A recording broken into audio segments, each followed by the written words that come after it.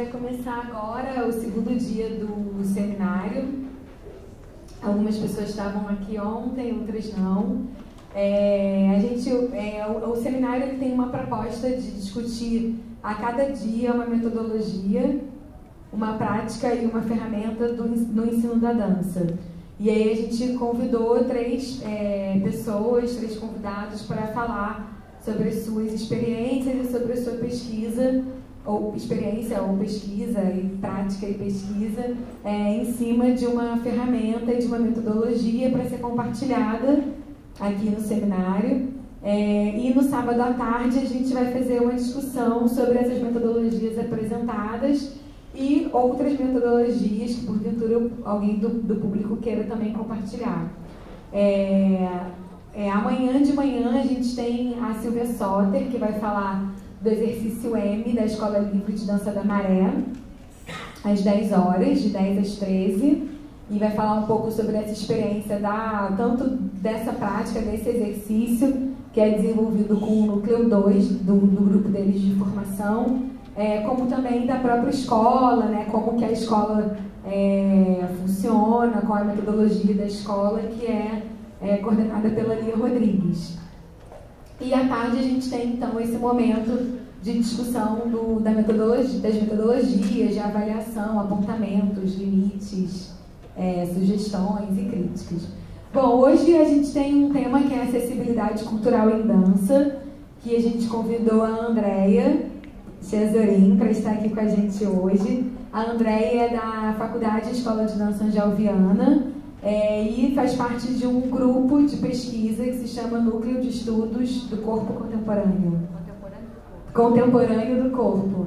E ela vai estar hoje aqui com a gente compartilhando um pouco sobre o que seria essa acessibilidade cultural em dança, falando um pouquinho das tecnologias assistivas que se tem hoje, né? Também da orientação da política pública de cultura hoje, do Ministério da Cultura, como que isso também está hoje numa discussão de política pública, num patamar de política pública, e como que hoje tanto os criadores quanto os produtores vêm também pensando e se relacionando com esse tema. E com um foco muito específico na dança. Então eu queria convidar a Andréia, que já está aqui conosco. E também hoje a gente tem o mesmo formato, que é uma primeira hora teórica e depois uma segunda parte, que também vai ser uma parte vivencial e prática. Obrigada, Juliana. Boa noite, gente. Então, estou aqui bem de bailarina, tá? Se vocês me virem andando para lá e para cá, descalça, que eu vou me sentir mais à vontade de estar partilhando com vocês, né? Esse lugar aqui que nunca é tão fácil, né? Mas primeiro queria agradecer ao Panorama pelo convite e quero dividir com vocês os desafios que a gente vem lidando nesse universo da acessibilidade. Vou passando pelos slides para eu não ficar muito improvisando e me emocionando com um tema que para mim é muito raro e muito caro. Só para me apresentar, eu danço na Pulsar, Companhia de Dança do Rio de Janeiro. A Pulsar há 15 anos vem pesquisando esse universo com artistas, pessoas com e sem deficiência, e a gente começou então a entrar mais adentro desse universo de conviver com pessoas não videntes, não ouvintes, deficientes mentais, autistas, né, enfim, síndrome de Down, e a gente foi se deparando com um universo aí gigantesco na fruição estética. Então vamos passar para o próximo slide? Então, eu trouxe aqui para a gente pensar, né, a perspectiva das tecnologias assistivas, que eu vou ampliar um pouco esse conceito de tecnologia assistiva mais para frente, mas a gente entender acessibilidade e dança, né, conexão de temas em diferentes assuntos. Então são duas as perspectivas que eu quero trazer da acessibilidade: a cultural em dança, né, e a do ensino da dança e acessibilidade. O próximo, por favor. A acessibilidade diz respeito aos mecanismos de acesso, aos meios de participação em vida coletiva. Sabemos que esse conceito é muito amplo e que grande parte da população brasileira enfrenta dificuldades de acesso e se encontram em inúmeras situações de exclusão, seja esta a econômica, social, cultural, de raça, de gênero, de orientação sexual, por pessoas com deficiência. Assim, é a democratização de acesso amplo e irrestrito que trata esse assunto. Dança. Próximo. Acessibilidade cultural em dança. Em um recorte específico para esse seminário, vou falar de 3 pontos para chegar nessa perspectiva desse tema escolhido. Primeiro, referente à criação e à circulação de repertório de obras e circulação de companhias nessa pesquisa estética.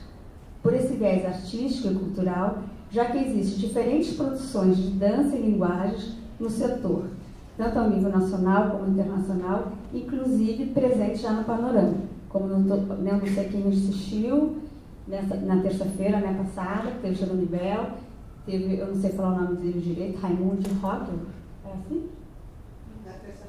Não, no ano passado, que na verdade é um bailarino que veio trazer um coreógrafo da Pina Bausch, não sei se vocês viram, que é o Corcunda, né, de uma outra edição do Panorama. A Pulsar já teve no Panorama e o CM, na verdade, são algumas dessas circulações que já passaram pelo Panorama. B. Referente ao público, pessoa com deficiência e suas diferenças na assimilação de conteúdos artísticos apresentados para a fruição estética da obra apresentada, considerando as diferentes ferramentas que poderão ou não proporcionar entendimento e posterior experiência, faz-se necessário a escuta, a devolutiva ao trabalho fluido. É importante considerar que este acesso não se resume em autodescrição e livros. Pode deixar ali ainda um pouquinho. Só para a gente poder entender um pouquinho essa parte B, que é o que mais nos interessa nesse momento, né? Quando a gente está falando ali, ó, de que faz-se necessário a escuta devolutiva do trabalho, né, da fruição, é porque a gente está pensando numa plateia que venha a ter pessoas não videntes, não ouvintes, ou pessoas com deficiências cognitivas, ou mentais, ou psíquicas. Para que essas pessoas vivam essa fruição, como na verdade muitas delas não têm uma comunicação fluente, a gente já está falando de um outro sistema de comunicação. Então é muito importante quando a gente faz esse tipo de abertura a esse público, que ao finalizar o espetáculo, a gente sente e escute dessas pessoas cegas, surdas, né, com essas todas subjetividades diferentes, como que elas perceberam esse espetáculo. Para que aí sim a gente possa fazer uma troca de fruição estética. Né? Eu sei que todos nós, vamos tomar nossa cerveja, o nosso chopp, e a gente começa a conversar. E é assim que se dá, né, a apropriação do que a gente viveu. Então, para esse público, é muito importante que a companhia ou que os produtores, eles estejam também preocupados com essa construção da devolutiva do espetáculo. E eu coloquei ali também, ó, que é importante considerar que esses acessos não se resumem à audiodescrição em libras. Por quê? Porque está muito hoje em dia em voga, todo mundo está muito interessado nas pessoas cegas e nas pessoas surdas. Mas as pessoas cegas e as pessoas surdas, dentro do universo da deficiência, eles são os mais incluídos. Então, na verdade, só para a gente alargar, né, essa percepção do que significam essas 45 milhões de pessoas no Brasil que são pessoas com deficiência, né, que a gente também tem que tentar entender como que a gente vai dialogar com a pessoa que tem sofrimento psíquico, tem transtorno mental, ou que ela, na verdade, possa ter uma das deficiências não verbais. Pode passar para o próximo? Então, aí a gente chega nesse assunto que eu estou querendo que a gente, né, pense um pouquinho hoje. Sistemas de comunicação aumentativa e alternativa, que é o CCA, né, que é semelhante ao que a gente escuta hoje como tecnologias assistivas. A diferença entre as duas é que a CCA ela já existe há muito tempo, desde a década de 70, da década de 80, e começou a ser investigada pelos professores, pela questão da educação nas escolas, de como lidar com as pessoas com deficiência na sala de aula. E a tecnologia assistiva ela foi se dando mais atualmente não tão atualmente, mas nos últimos anos, nas últimas décadas, com os profissionais de terapia ocupacional, para poder lidar com aparelhos que eles, na verdade, têm uma certa distinção do que são aparelhos mesmo, né, ditos como tecnologia, para poder estar utilizando. Libras, por exemplo, não é um método de um trabalho tecnológico, assim, mas ele, na verdade, tem uma tecnologia manual, é uma linguagem, né? Então, ele está dentro também desse campo da tecnologia assistiva. Então, eu pensei assim, como utilizar o sistema de comunicação? Assunto crucial e complexo frente às necessidades da produção de arte e cultura para a pessoa com deficiência. Essa, por exemplo, pode ser, né, não vidente, não ouvinte, né, o não vidente, na verdade, é que a gente vai audiodescrever o processo criativo. É preciso escolher acessibilizar os conteúdos da obra, tornando este um produto para o campo das artes do corpo. Quando a gente está pensando no não vidente, e por que isso a gente vai pensar no que é o audiodescrever, é para a gente pensar que quando a gente vai ver um espetáculo, não vão ser todos os momentos que vão ser audiodescritos. A gente vai escolher, né, vai selecionar determinadas palavras para fazer um sentido daquilo que a gente está assistindo. Porque enquanto a gente está assistindo, as pessoas vão estar com o fone no ouvido e alguém vai estar audiodescrevendo. Para que, na verdade, a pessoa tenha uma compreensão dessa audiodescrição, são seleções de palavras. Então, é um conjunto de palavras que a gente vai definir sobre o conteúdo da obra. 2. Pelo viés da Libras, né, que é a Língua Brasileira de Sinais, que é o modo de receber o intérprete de Libras na caixa cênica. De que modo nos interessa a fruição de conteúdos ao não vidente? Por que eu quis destacar essa questão do intérprete de Libras na caixa cênica? Porque quando há uma pessoa surda na plateia e há um intérprete, quando a gente chega no equipamento que já tem esse serviço, para o entendimento deles, esse intérprete tem que estar dentro do palco.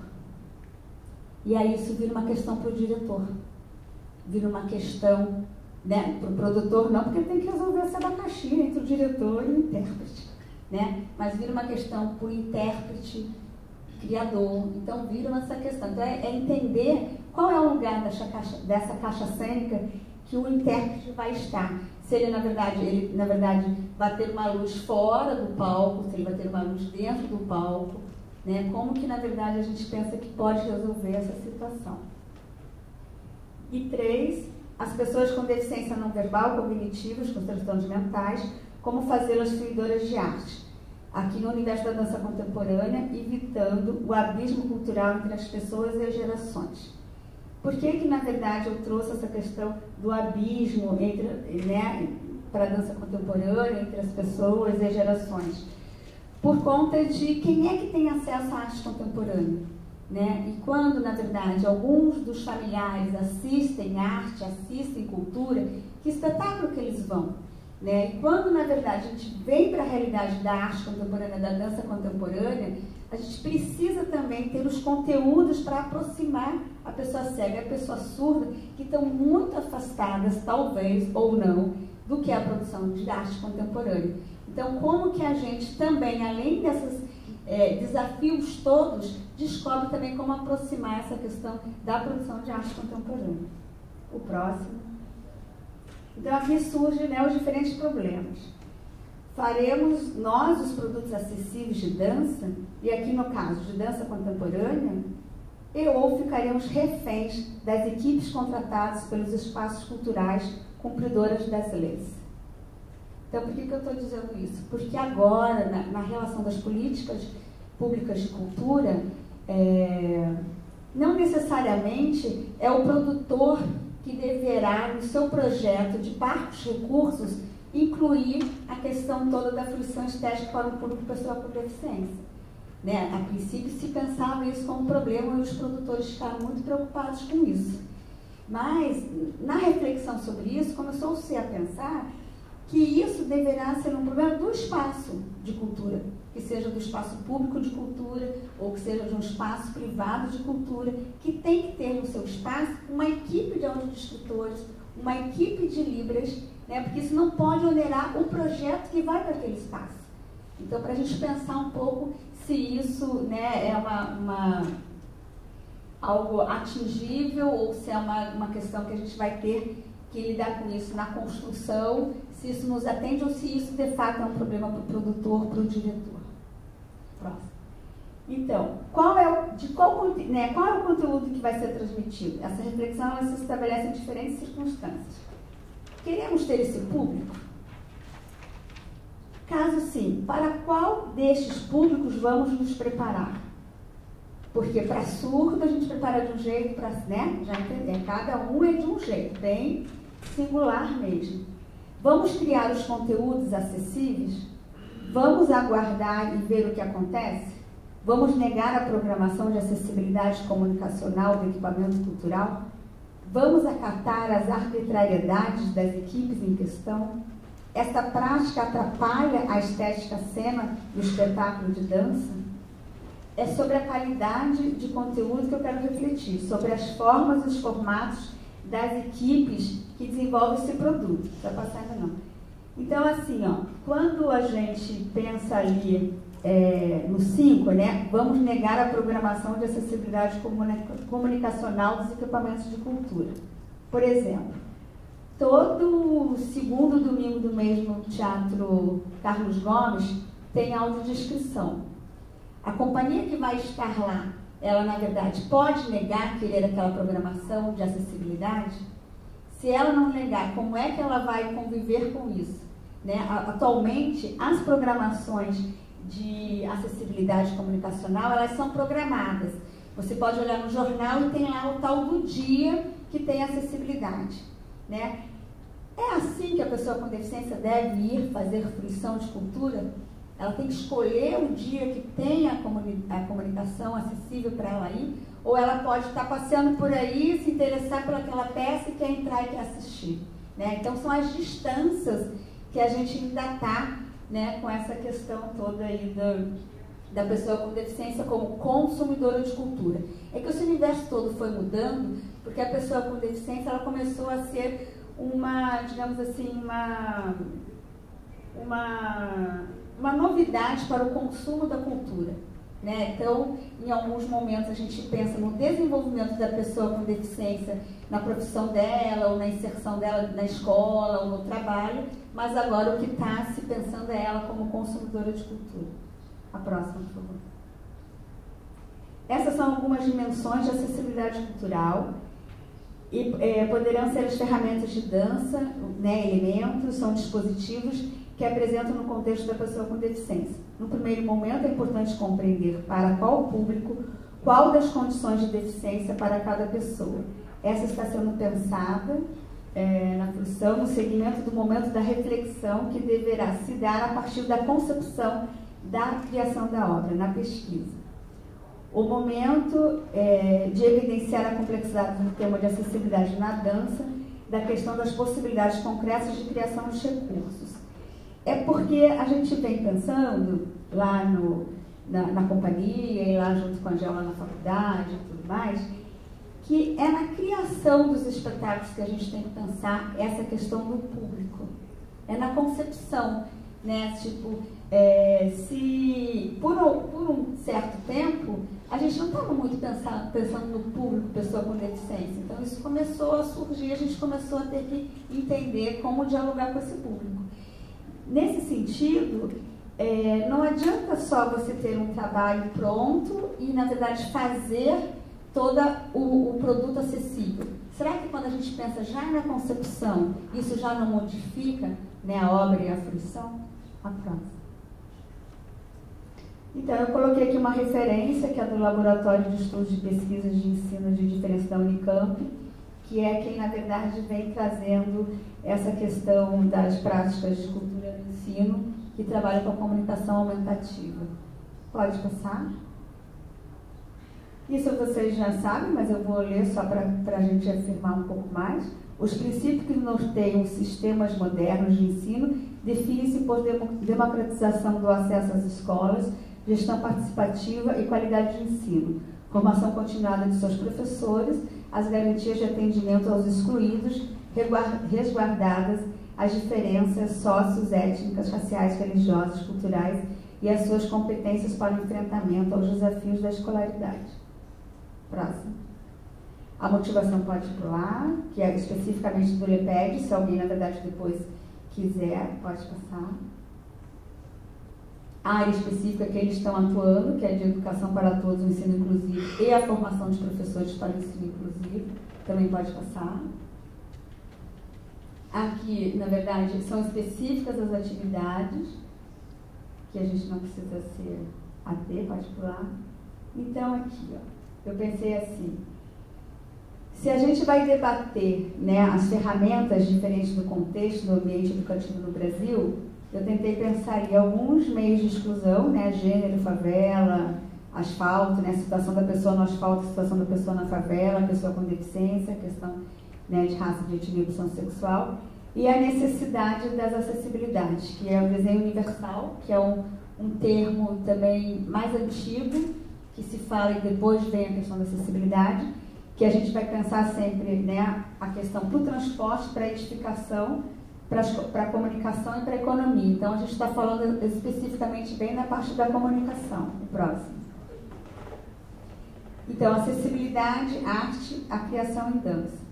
Né, uma pessoa com deficiência ou mobilidade reduzida, com transtorno mental, como criadora, como pesquisadora artística, intérprete e diretora. E aí a gente está pensando bem nessa questão, né, da acessibilidade em arte, do direito, ou não só do direito, que também não necessariamente a gente está aqui para estar lutando por garantias de direitos, mas só para refletir quem, na verdade, vai ter acesso aos caminhos de profissionalização, né, como, na verdade, a gente vai chegar nessas categorias profissionais, como que vai ser a formação dessas pessoas que a gente está se referindo aqui. Como que, na verdade, a gente vai pensar nessa acessibilidade.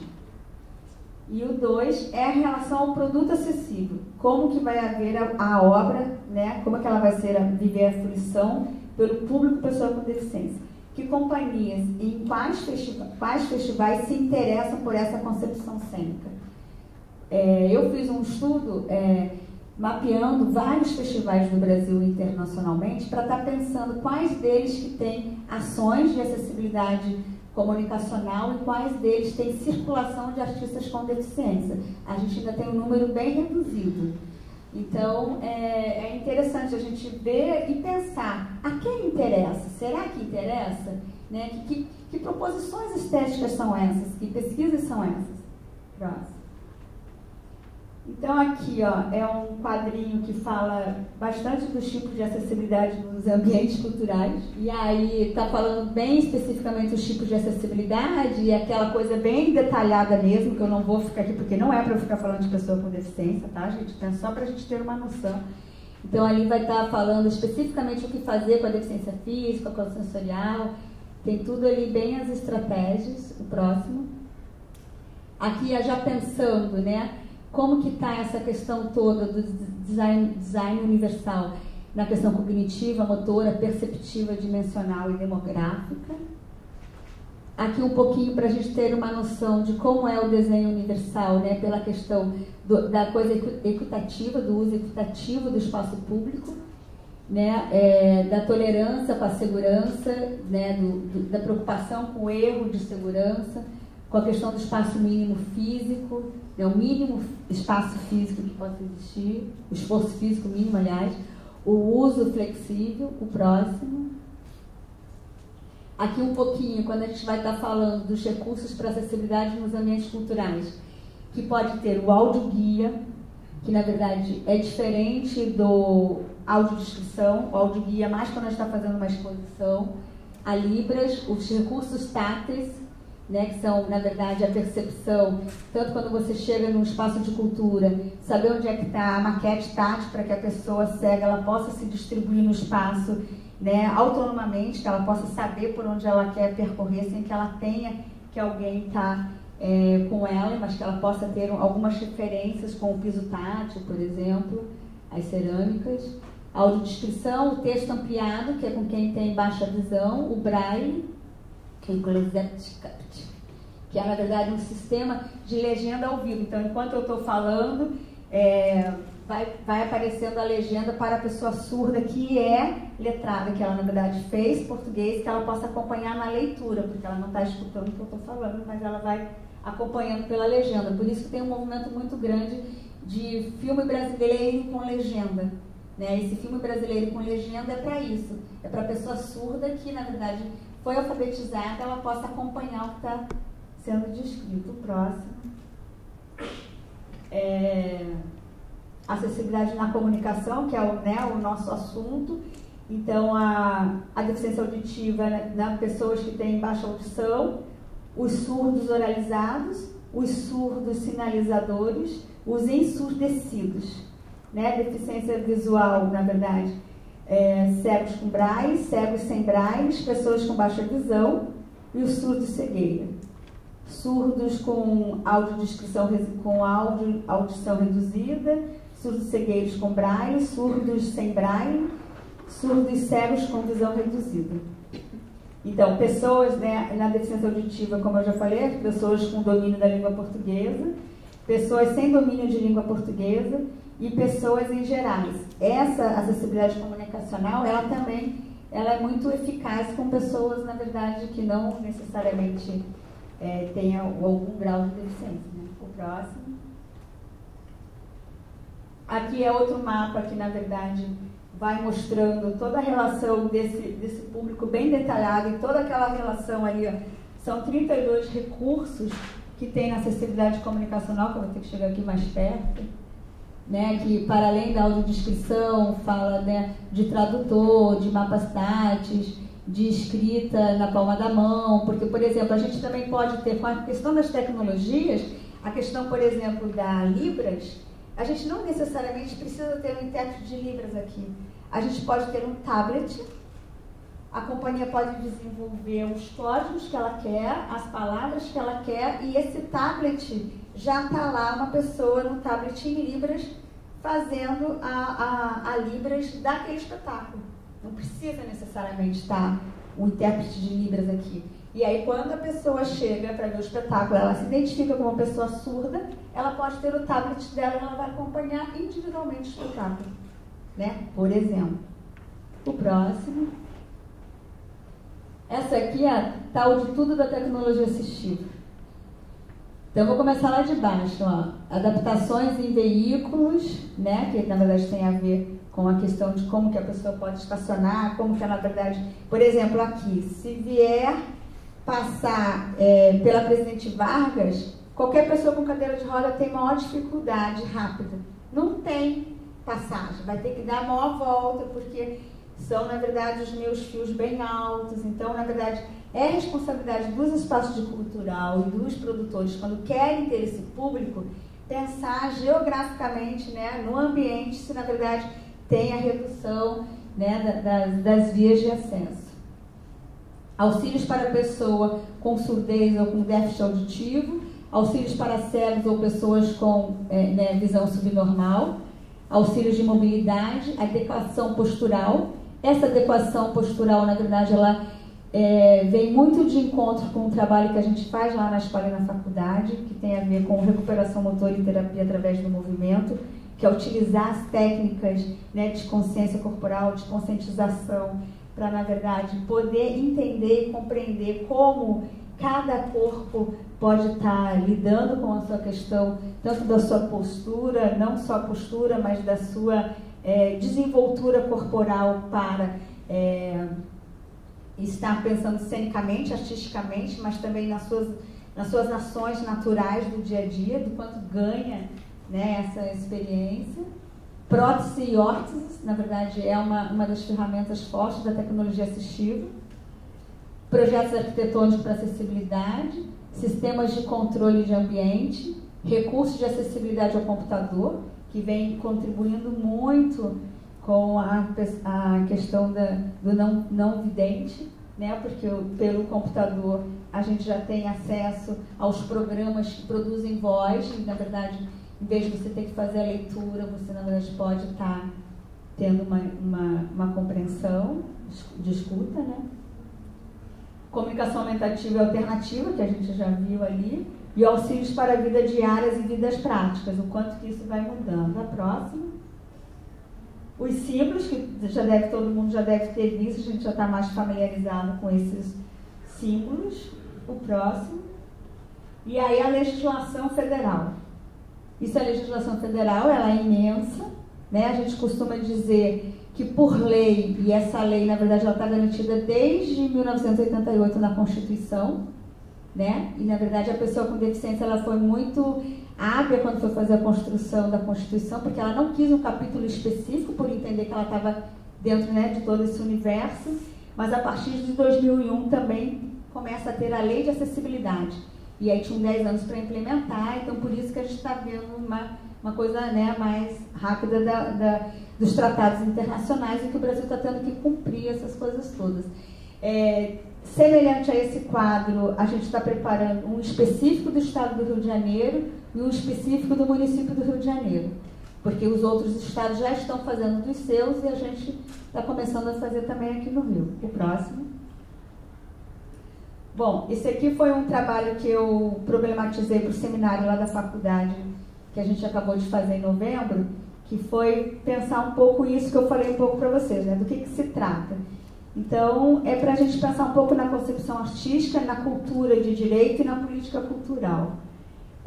São reflexões críticas a partir de experiências no tema da acessibilidade e as dimensões do sistema de comunicação aumentativa e alternativa, que são as tecnologias assistivas, já que chegou a vez dessa política, né, pelo processo irreversível e histórico que estamos vivendo. São as conexões ou não com a cultura de direitos. Eu sempre gosto de falar ou não, porque não necessariamente as pessoas queiram conviver, né, com esse universo. Então, para a gente poder estar bem aberto para refletir, né, que país que a gente quer, que convivência que nós queremos. O próximo.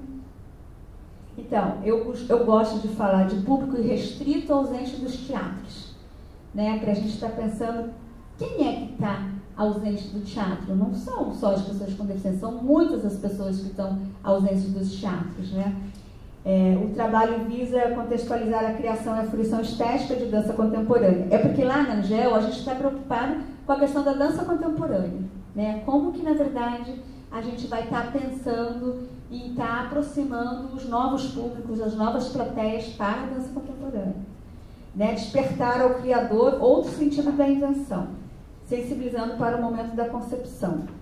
A gente tem um desejo de estimular os alunos nos processos deles de criação, né? Eu também coordeno a Escola Técnica da Angel, e já no processo de criação, a gente já quer estimular que o aluno pense nesse público, para que ele pense em já ter algum trabalho que possa estar ali, né, desenvolvendo alguma solução. Ao perceber os meios e os modos a restabelecer a comunicação e a apreciação de um público restrito, ausência do teatro. O próximo. Formação de público e plateia, com a intenção de despertar interesse em outras investigações criativas e estabelecer acesso, como despertar interesse e desejo em outros grupos, formar novos públicos e outras plateias. Entre esses, aquela coleção que eu já falei para vocês. O que é importante a gente pensar aqui? É que é muito difícil ter as plateias com pessoas cegas, surdas, com transtornos mentais, autistas, toda essa gama. Porque a gente precisa começar a despertar neles o interesse de começar a viver com essa história da inclusão mesmo. Porque eles estão sempre excluídos, eles, na verdade, vivem nos grupos entre eles. Então, a gente precisa começar, né, quem desejar, a semear esse interesse, a dizer que eles vão, na verdade, ter como viver essa fruição estética, porque já estão calejados de não poder ter acesso. Então, é uma coisa que talvez a gente tenha que reverter, né? Em vez de a gente ficar sempre imaginando, poxa, mas a gente faz, nunca aparece esse público. Será que a gente não tem que fazer um movimento inverso? Será que nós não temos que ir aonde eles estão, né, no IBC, no INES, nos colégios, e começar a ver o que eles produzem em arte, para que a gente se misture, né, com a nossa arte, essa coisa toda que a gente está já bem calejado do que é, né, de quem vive a opressão do excluído. O próximo. Então, o foco é a questão da liberdade de escolha e programação, que lhe interessa, né, movendo a originalidade e o respeito na oferta cultural e artística. É disso que a gente quer falar, da liberdade, de passei ali, quero ver e como que, na verdade, vou poder ter acesso a esse espetáculo que está tendo um olhar para isso, né? Nesse sentido, serão apresentados trabalhos artísticos atentos a esse universo. Um campo fazendo surgir a perspectiva de novos acessos, fomentando as inquietações políticas e estéticas, porque isso tem a ver também, é uma forma também de estar fazendo política, né? Uma política estética, que a gente está oportunizando, a tal da equiparação por oportunidades. Problematizando, né, o corpo presente, seja público ou como criador, da aproximação com o corpo despadronizado. O corpo despadronizado é uma categoria que eu venho chamando para poder fazer aquele mapeamento, para saber aonde estão circulando esses artistas, né, dessa pesquisa estética. Eu estou chamando de corpo despadronizado para a gente poder ver o corpo que está fora de um padrão já comum. E aí a ideia é retomar, né, a curiosidade a respeito do que se quer de um corpo. Pode um corpo estar restrito ao processo de criação? E depois da obra criada, pode haver restrição à fruição estética? Do que a gente está falando? O próximo. Esse trabalho a gente, na verdade, começou a fazer lá na escola da Angel, na faculdade, que, na verdade, como a Juliana já falou, é o Núcleo de Estudos Contemporâneos do Corpo, que vem buscar, né, pesquisar e ampliar esse sentido desse campo, pensando na linha de atuação de estudos da criação, para poder alargar o sentido, né, do reconhecimento do direito à fruição, de estética para todos, e principalmente do conhecimento. Aqui é para a gente ter essa noção bem assim realística, que eu falei no começo, que são uns 45 milhões de brasileiros nessa situação, quase 23%, né? E que a gente passou por essas quebras de paradigmas, né? A segregação, a integração e a inclusão. Né? Que daí a segregação era quando a gente pensava numa postura assistencialista de caridade. A integração é quando a pessoa com deficiência passa a participar da sociedade a qualquer preço, ela sobe as rampas, ela faz todos os seus esforços sobrenaturais, vira super-herói, essa coisa toda. E agora essa coisa da inclusão, que é a gente, na verdade, só tentar buscar meios de equiparar as oportunidades. O próximo. Pode ser o próximo, que isso são os conceitos, né, dessa questão toda, que eu não vou ficar falando nisso. Na inclusão, a gente viveu, a nível de política nacional, um programa na Funarte, que a gente conviveu com vários artistas com deficiência pelo Brasil, pelo Rio de Janeiro e a nível internacional, que essa política, nesse momento, temporariamente está extinta. O próximo. E aqui eu trouxe para vocês umas imagens de uma companhia do Texas, que é de dança contemporânea, e que elas resolveram que elas queriam fazer a pesquisa delas com cães-guias. Então elas convidaram os cães para o espetáculo. Foi sensacional, né, Tereza? A gente viu ao vivo lá em Washington, foi muito bacana. E aí foi interessante que o cão, ele deveria ir com a pessoa cega, né? Aí elas foram então falar com as pessoas cegas. A gente gostaria, eu não me lembro o nome dos cães, você lembra? Não lembro. A gente queria convidar fulano e fulano, mas ele não vai sozinho, só vai comigo. Então tá bom, a gente quer convidar você para participar do nosso espetáculo de dança. Pode passar o próximo. E aí eles disseram assim, mas nós não somos bailarinos. Daí elas falaram assim, mas a gente só quer se locomover no palco. Próximo. A gente só quer se locomover no palco. Vocês topam? Mas a gente não enxerga. O que a gente vai fazer lá? Não são os cães que eles guiam? São. Então deixa que eles vão fazer alguma coisa com vocês no palco. O próximo. E aí, claro, essas fotos são minhas toscas, né, gente? Então vocês... A próxima. É porque eu não podia perder esse registro, então fui eu mesma que fiz essas fotos. Então vocês me desculpem, mas elas, na verdade, para a gente é um sentido muito bacana. Quer ver? Volta ao próximo, volta anterior para você ver. Então, na verdade, era muito bacana, porque era muito movimento. Eles andavam o tempo todo, né, Tereza? Ele tinha toda uma trajetória. Foi muito bacana, a gente ficou bem encantado. E a próxima? E aí tinha horas que as bailarinas estavam sozinhas fazendo movimentos semelhantes, né, ao que elas percebiam dos cães. O próximo. Então, dimensionar e respaldar outras circunstâncias inacessíveis. É disso que eu queria falar. O próximo. Atuar nessa perspectiva significa aceitar que esse processo é irreversível e com qualidade que temos que aprimorar as nossas práticas. O próximo. E aí, para a gente pensar, né, lá no começo, quando a gente estava pensando na acessibilidade cultural, acessibilidade em dança, né, eu pensei um pouquinho, na verdade, né, o ensino da dança e acessibilidade, a gente acabou, né, eu, na verdade, quando cheguei na Angel, já fazia um pouco parte desse movimento, e aí, né, me juntei com a Tereza, a gente fundou a Pulsar, e daí, na verdade, essa rede ela foi se constituindo, na verdade, hoje já é uma rede muito ampla, né, a gente participou a Angel, na verdade, recebeu esse programa dentro lá da escola e da faculdade, porque a Angel, há anos, desde a década de 60, já trabalha pensando nessa inclusão da pessoa com deficiência, simplesmente porque chegava a pessoa com deficiência na sala dela, ela não mandava embora. Ela dizia, vem aqui que a gente vai descobrir como que a gente vai trabalhar. Né? Então, é um pouco disso que eu queria também, que na parte prática a gente vai falar, de como essa questão da atitude. Né? Porque uma das questões da acessibilidade é a acessibilidade atitudinal. É que a gente crie rampas entre as nossas atitudes para com as outras pessoas. Né? Então, é um pouco isso, para que a gente, na verdade, possa pensar nas atitudes. O próximo.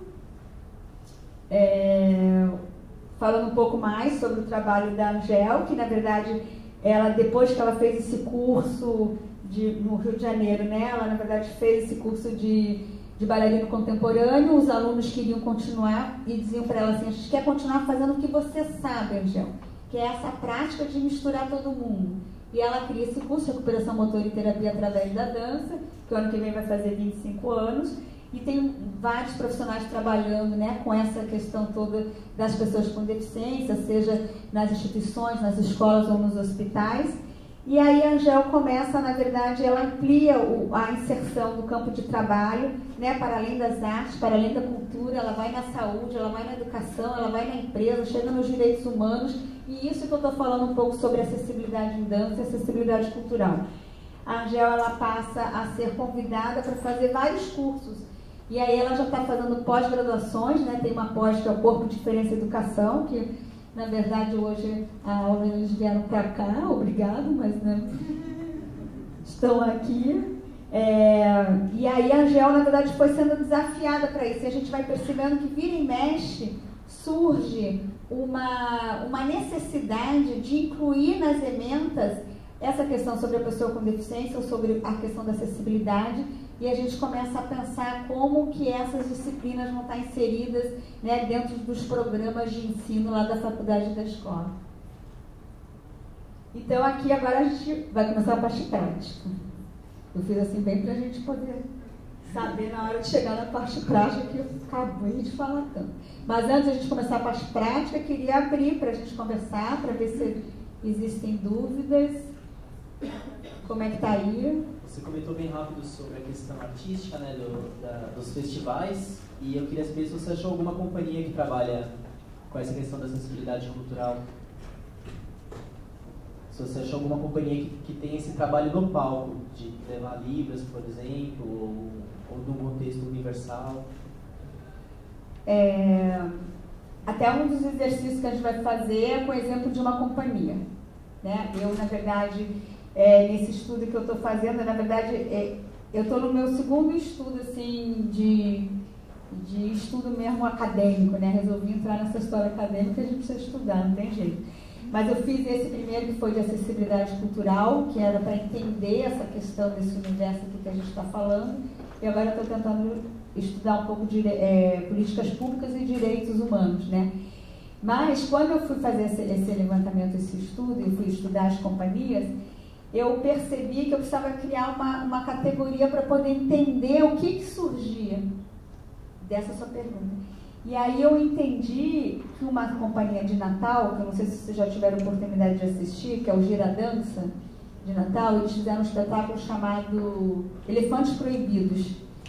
E essa companhia, eles convidaram um coreógrafo aqui do Rio para fazer esse trabalho. E quando ele vai começar a fazer esse trabalho, ele dá de cara com uma cena que ele nunca tinha percebido. Ele põe os bailarinos para se aquecer e começa a dar determinadas orientações, e ele começa a ver os bailarinos cochichando assim no palco, sabe? E aquilo irritou muito ele, é o Cleber de Oliveira.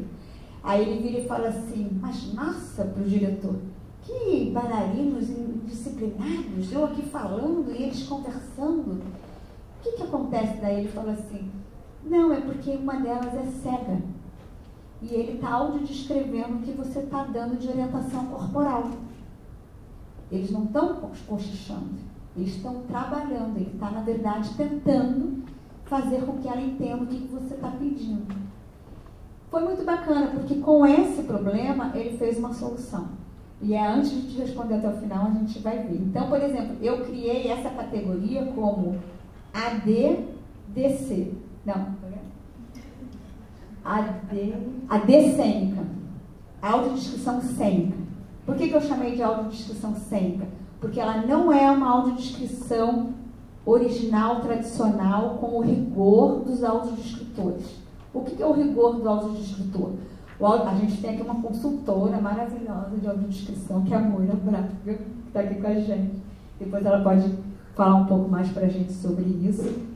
Mas a audiodescrição clássica, original, ela, na verdade, ela vem do pessoal que estuda letras, que estuda, na verdade, tradução, e que eles traduzem algo, né? Ele pode traduzir tanto futebol, como ele pode traduzir teatro, cinema, música, dança, filme. Então, o audiodescritor, ele só não é aquele juiz que é quase Deus, mas ele é quase Deus porque ele pode audiodescrever o que ele quiser, como ele quiser. Então, por isso que eu digo que a gente tem que prestar atenção aos conteúdos da audiodescrição, que eu venho tentando dizer. Então, só tem mesmo, que eu percebi nos festivais, pessoas pensando em audiodescrição, companhias que já trabalham com pessoas com deficiência, que de uma forma ou de outra já devem ter lidado com essa realidade de ter na plateia pessoas surdas ou não, né? Ou que, na verdade, já estão sensíveis com esse público.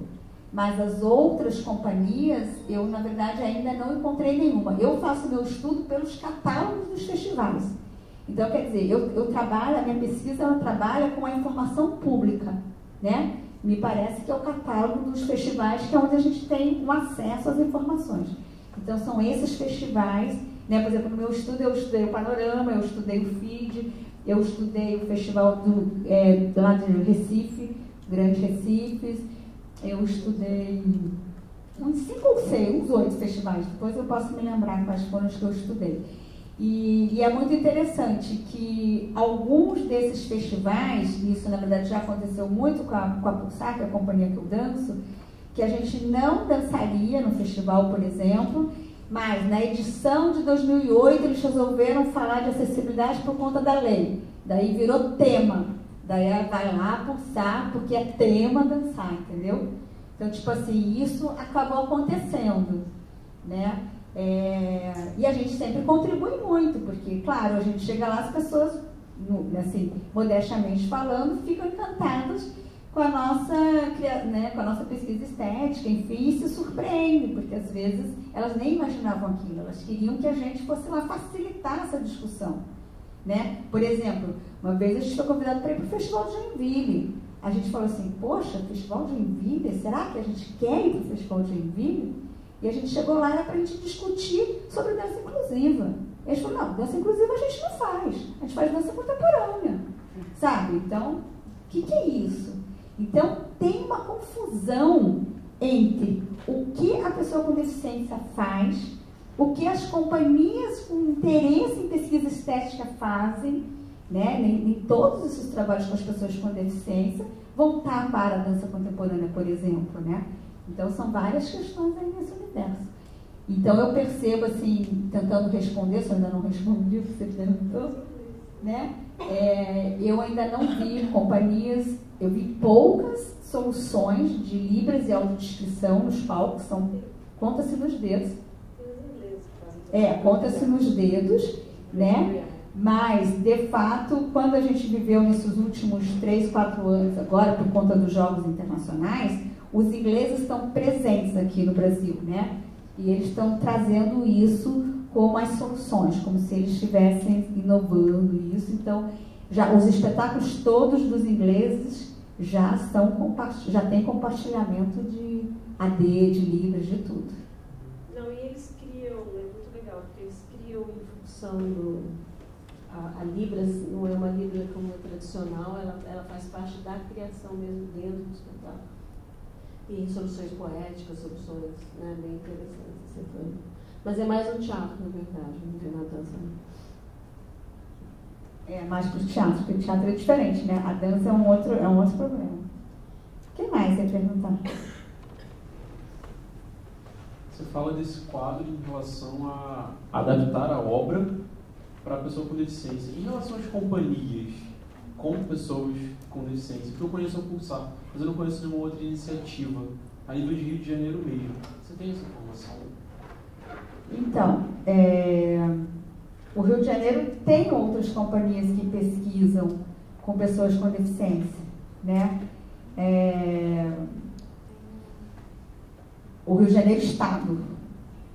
O Rio de Janeiro Município são companhias que, na verdade, elas ainda estão entre trabalhos, digamos, intermediários, ainda não conseguiram, né, ainda não tiveram recurso suficiente para se profissionalizar, né, ou não fizeram as estratégias que a Pulsar fez para poder, né, chegar no percurso dela. Mas, por exemplo, em Niterói tem uma companhia muito bacana, que chama-se Corpo e Movimento. Mas tem uma outra levada, não é dança contemporânea. Eles querem fazer dança esportiva. Então, eles adoram participar das Paralimpíadas, né? Eles adoram, né, essa questão dessa pesquisa com a dança esporte, que se assemelha aos movimentos de superação, né? Então, eles gostam de fazer essa pesquisa, da cadeira que vai, da cadeira que vem, para cá e para lá. Então, na verdade, mas é um trabalho profissional bem cuidado.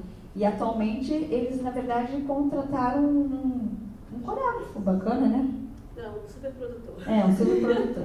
Mas, na verdade, esse produtor, na verdade, eu não sei se eu posso revelar, mas é porque os espetáculos estão aparecendo aí, tem um coreógrafo bem importante aí no mundo da dança brasileira, é verdade, que foi convidado para fazer o trabalho, e aqui eles vão fazer as Paralimpíadas, e vocês vão ter a oportunidade de ver uma grande companhia brasileira, um diretor trabalhando com eles, né? E aí, por exemplo, a gente tem no Rio de Janeiro uma companhia que começou muito esse movimento, que também é de Niterói, que é a Rosângela Bernabé, né? Mas a Rosângela, ela, na verdade, tem a ver com a origem do diretor. Por isso que é diferente. Por exemplo, Rosângela Bernabé é fisioterapeuta. Então, a pesquisa que ela foi fazer com o movimento tem a ver, sim, com a dança-terapia. Porque ela é da fisioterapia e o universo dela é esse. A Teresa Taquichel, que está aqui me honrando, que é a diretora da Pulsar, ela é bailarina, ela se formou na escola, né? Então, na verdade, o olhar dela já é para a criação artística.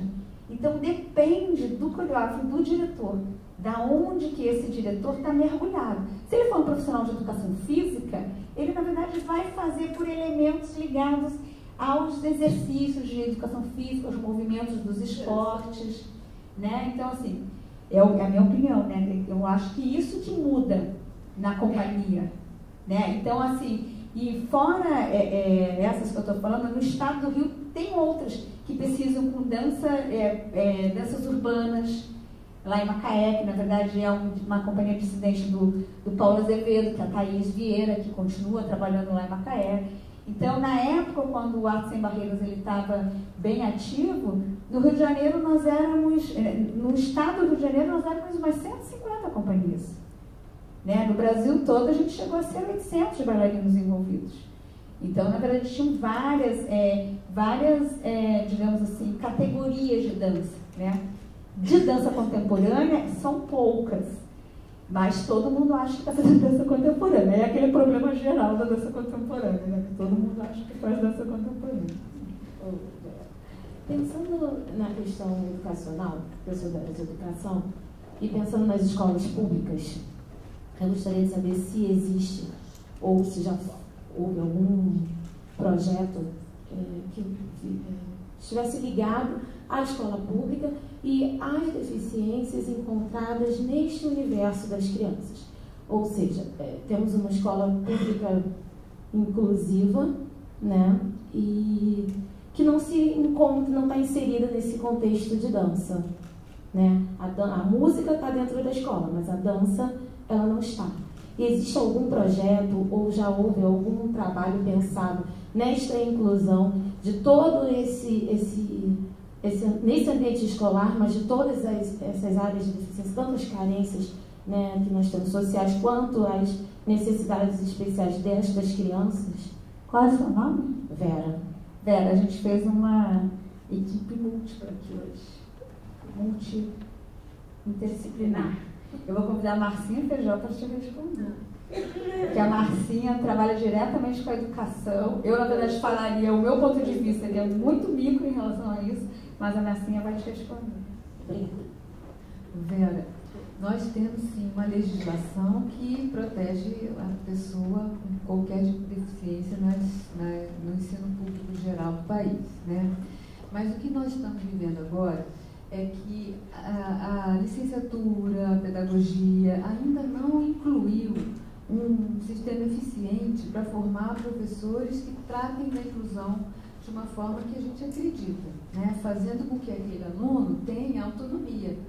Ou seja, a pedagogia ainda, atualmente, é assim, ele está junto, então está incluído. Mas esse junto não significa que ele está criando e exercendo o pensamento e a ação como ele poderia. Então, é sobre essa didática inclusiva que a gente tem se debruçado o tempo inteiro. E nós temos uma visão, esse grupo, esse pensamento que vem da psicologia josiana, que a inclusão se dá corporalmente. É quando o professor tem uma aceitação daquela diferença física, psíquica, emocional, o que for, que ele compreenda aquilo, que ele vai fazer a tradução e ele vai ter como ter linguagem para dialogar com aquele aluno. Então, o professor tem que ser sensibilizado e formado para múltiplas diferenças, inclusive as dele, que muitas vezes o professor mesmo se fecha e fica repetindo um padrão. Então, a nossa preocupação é dar mais condições a esse corpo do professor de fazer um diálogo sensível com qualquer criança, não só a deficiente, mas aquela que está agitada por algum problema, aquela que está emocionalmente abalada, as crianças que têm questões, as minorias todas. Então, olhar o aluno com a sua totalidade e a sua potência. Então, se ele é um corpo que tem alguma deficiência, mas ele é potente, porque todos são potentes, né? Ele tem sua adaptação para ter aquela questão. Então, se é da visão, da audição, da mobilidade, da compreensão, ele vai estar sempre na sua potência. E aí, qual é a pedagogia que vai lidar com isso? Não tem nenhuma fixa, mas tudo significa a experiência do professor. Então, a gente tem visto que quanto mais esse professor está se colocando em encontros como esse, em exercícios coletivos, em ouvindo outras pessoas, ele está vivenciando nele essa ponte de ligação com a diferença. E a diferença não é só essa questão física, mental, é uma diferença que nós vivemos hoje em dia de guetos e classes, né? Então, existe a lei, como estou só concluindo, mas o recurso não está claro, não está dado. É uma busca individual do professor que quer fazer isso, porque isso não é legítimo nos currículos atuais, né? Você tem, às vezes, uma disciplina teórica sobre, olha, síndrome de Down é assim, a síndrome de Williams é assim, a questão do autismo tem um espectro variadíssimo. Aí você fica sabendo teoricamente das coisas, mas na hora você não sabe nada de fazer aquilo. E o que é? a presença física do outro que te atinge, você fica mobilizado com aquilo e aí você lança uma criatividade para dar aquele contato. Não sei se eu te respondi, mas a gente pode... Eu quero saber se existe, alguém sabe de algum projeto que seja voltado para esse pensamento, entendeu? Se a escola tem essa perspectiva. Tem. Tem alguns projetos, sim. E eles têm sido... Aqui no Rio de Janeiro tem poucos. Eu tenho visto muito em outros lugares. Eu trabalho em outros estados também. E eu acho que... eu tenho observado, é uma crítica da minha parte, que quanto mais a gente está perto das capitais, mais as escolas, o funcionamento fica esperando que o governo traga uma proposta. Quando eu estou nos lugares rurais, umas lonjuras, dentro da Amazônia, um lugar inóspito, não tem ninguém, a própria população se resolve. Porque ela sabe que a prefeitura não vai chegar lá, o Estado não vai chegar lá, então eles têm que se resolver. O que eles acabam fazendo? Eles criam uma metodologia própria do local, que eu gosto muito de pensar. Então, dentro dos quilombos, dentro das áreas rurais, dos movimentos sem terra, de alguns lugares, eles têm essas questões. Eu tenho visto uma coisa incrível. A criança, às vezes, não tem nada, mas ela é o 8º filho de uma família cheia de gente normal, e a criança última tem uma questão. Mas ela faz tudo igual a todas, porque os irmãos já falaram, já empurraram, já... Então, a escola, quando recebe essa criança, fica até surpresa. Mas você vê que é um exemplo setorizado. Outros lugares fizeram o quê? Eles não conseguiam o papel de fazer o braille. O governo não mandava. Eles tinham uma máquina, 2 máquinas novas, então eles começaram a reciclar o papel para aquilo. A cidade inteira começou a entender o que era a baixa visão, a cegueira, todos os tipos, começaram a botar placas na cidade, então foi um movimento da cidade. E aí os professores sabiam tudo sobre isso. Então, somos muito setorizados. Agora, o governo foi pressionado a criar planos de educação. Então, ele mesmo criou, no Brasil todo, alguns estudos de extensão para falar sobre essa diversidade. E aí, é uma crítica da minha parte, que ficou muito teórico realmente. Né? Volta e meia vem um palestrante com aquela questão, falar como foi sua infância, como é que aconteceu e tal. Mas isso tudo que a gente tenta fazer é sensibilizar esse corpo para você abraçar a causa, criar e fazer. Agora, eu tenho que tirar o chapéu para que a gente tenha um país que isso já é uma lei. Isso é legal. E como o nosso país já tem essa lei, então só pode melhorar. E eu acho que essa melhora vem da carência que os professores vão dizendo, olha, nós queremos saber, nós queremos ir, nós vamos, estamos indo. Então, por exemplo, eventos como esse, é claro que a gente tem uma intenção de qualidade e tudo, mas o que vai aparecer na Secretaria de Educação, principalmente na questão da legislação, é a quantidade de pessoas que se interessou por isso. Então, é importante ver aquele livro da porta, todo mundo assinando. Olha, muita gente foi lá para ver isso. Isso é que vai empurrando o sistema de nos oferecer mais condições, contratar pessoas e vamos fazer tudo e tal. Mas eu estou vivendo, a gente tem vivido nos últimos 10 anos, uma abertura ímpar, nunca vivida. O processo é muito, longo. Tudo muito recente, se a gente pensar, né? Muito recente. É muito recente. No mundo, de certa forma, né? Eu acho que estamos indo, de certa forma, até... Essa legislação brasileira, ela é bem escrita.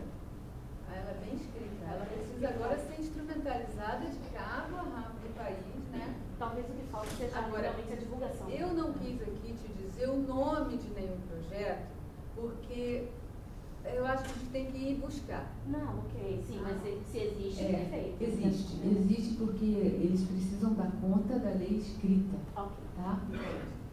Mas também pensando nisso que a Marcinha falou, por exemplo, existem sim escolas que recebem, né? As escolas de inclusão no Rio de Janeiro. Raras trabalham com a questão da dança. Por que a gente sabe disso? Porque quando tem a mostra das escolas municipais do Rio de Janeiro, uma mostra que acontece lá na UERJ, na Odilo Costa Filho, né? Aparecem os trabalhos das professoras que trabalham com inclusão e às vezes tem trabalho com pessoas com deficiência, que a gente, né, já viu.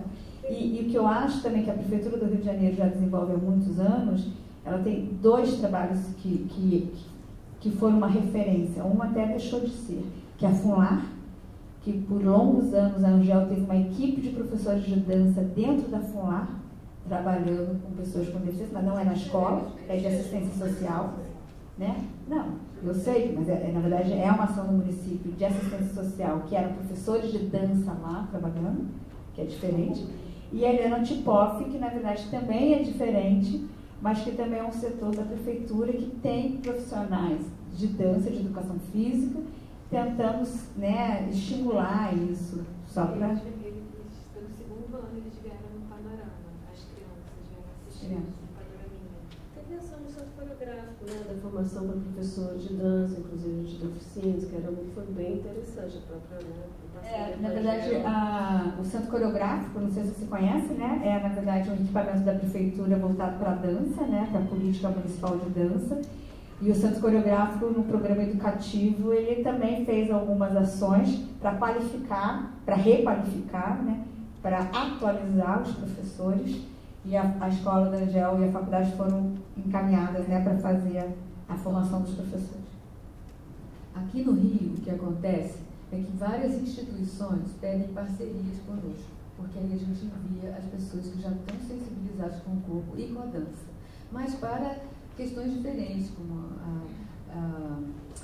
o Instituto Nísio da Silveira, né, o PNEL, a Sara Muzichek. Eu acho que são instituições que vão lá e falam: olha, precisamos disso, vocês têm profissionais, a gente envia. Né? Então, você vê que eles é que vão a nós pedir esse tipo de pessoa. Por quê? Não é só da dança que se fala. É porque quando você vai para a educação, você sempre sensibiliza o corpo do professor regular de dar uma matemática de outra forma, de dar um português de outra forma. Os conteúdos básicos, eles são dados de outra forma. E aí as compreensões múltiplas de uma sala de aula são atendidas. Então, esse tipo de formação, de um corpo múltiplo, é que a gente não tem como te dizer, olha, se não for lá, entendeu? Em outros lugares, eu acho que são situações de dar a parte teórica, olha, assim, assim, assado, mas a prática disso, olha, vamos fazer matemática com o corpo. E que corpo é esse? Tem diferença. Então, como é que é? Como é que você vai dar o português fisicamente, como você vai dar todas as disciplinas?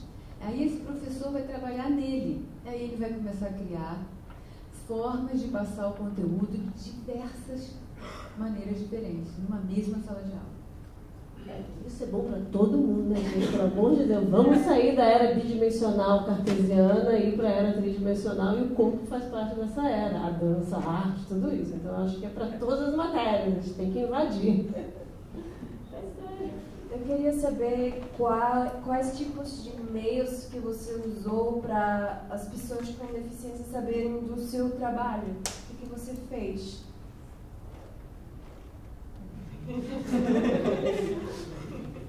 Muito bom.